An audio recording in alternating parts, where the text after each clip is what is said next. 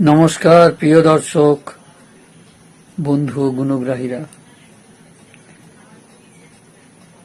আমার এই ছোট্ট চ্যানেল কনকের কথা বলিতে আপনাদের সকলের সাদর আমন্ত্রণ।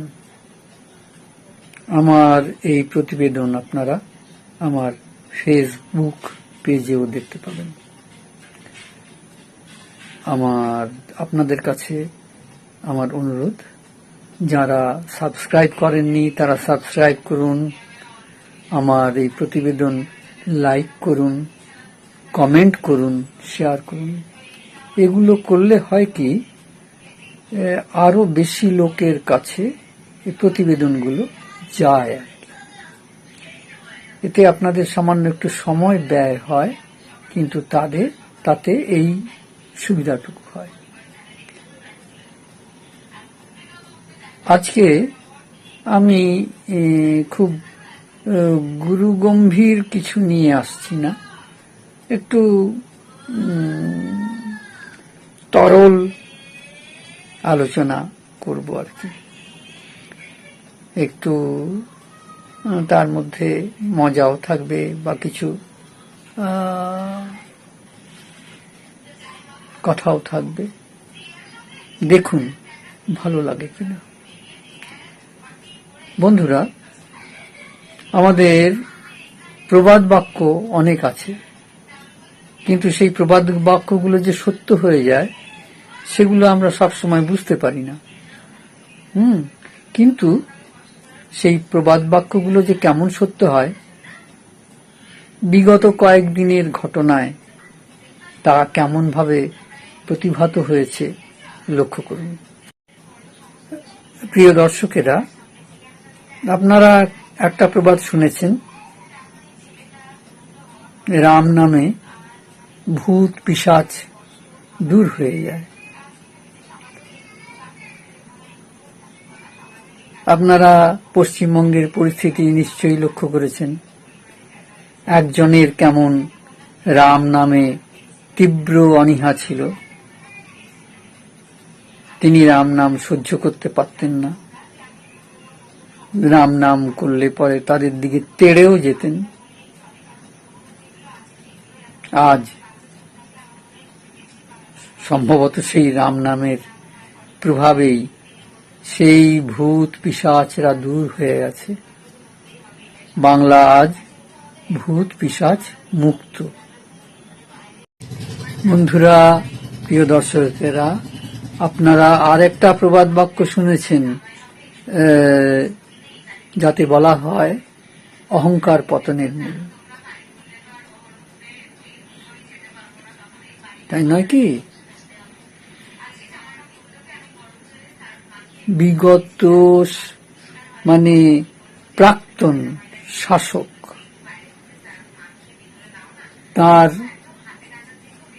তিনি কি অতিরিক্ত অহংকারী হয়ে গিয়েছিলেন না? তিনি কি মনে করেছিলেন না যে এই রাজ্যে তিনিই শেষ কথা? তার অহংকার আকাশচুম্বী হয়ে গিয়েছিল। সেই অহংকারী তার পতনের মূল কারণ হয়ে দাঁড়ায়নি কি? এটাও এই প্রবাদ বাক্যকেই আবার প্রমাণ করেছে। অহংকার পতনের মূল। বন্ধুরা, আপনারা আরেকটা প্রবাদ বাক্য শুনে থাকবেন যে অতিবার বেরো না, ঝড়ে পড়ে যাবে। প্রাক্তন সরকার এবং তার দলীয় কর্মীরা কি অতিবার বেড়ে যাননি?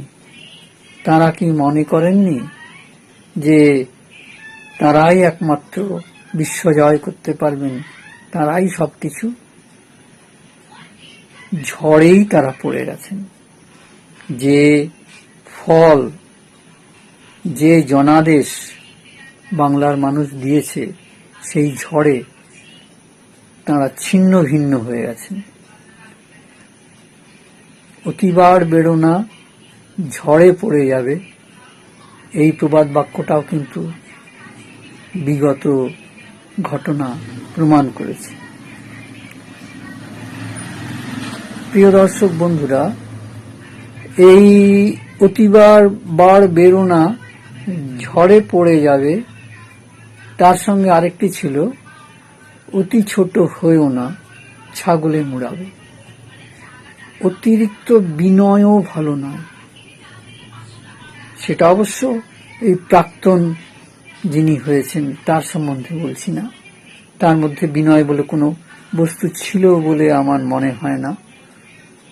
আর যদিও বা কোথাও দেখে থাকি বা আপনারা দেখে থাকেন, জানবেন তার পিছনে একটা দূরভিসন্ধি আছে বা ছিল।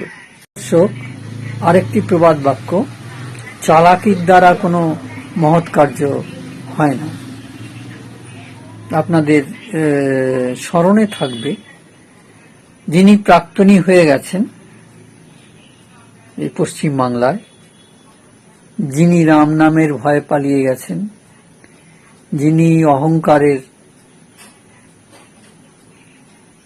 ফলে যার পতন হয়েছে, তিনি একবার চালাকি করতে গিয়েছিলেন সুপ্রিম কোর্টে। কালো গাউন পরে নয়, গলায় একটা কালো স্কার্ফ জড়িয়ে, যা শুনেছি বা মিডিয়ায় যা দেখেছি তাতে। কিন্তু তাতে তার কোনো সুবিধা হয়েছে কি? বরং বিশেষজ্ঞরা মনে করেন তার এই কাজের ফলে তার দলে আরো বিপর্যয় এসেছে। তাই চালাকি দ্বারা সব সময় সব মহৎ কাজ হয় না। চালাকিরও একটা সীমা থাকা দরকার। এই সমস্ত ঘটনাগুলো তা প্রমাণ করে। প্রিয় দর্শক ও বন্ধুরা ও গুণগ্রাহীরা, আপনাদের কাছে, আপনাদের সঙ্গে এই সমস্ত কথাগুলো আমি ভাগ করে নিলাম। আপনাদের কেমন লাগলো কমেন্টে জানাবেন, লাইক করবেন, আগেই বলেছি সাবস্ক্রাইব করবেন। আজ এই পর্যন্ত। আমাকে এতটা সময় দেওয়ার জন্য ধন্যবাদ।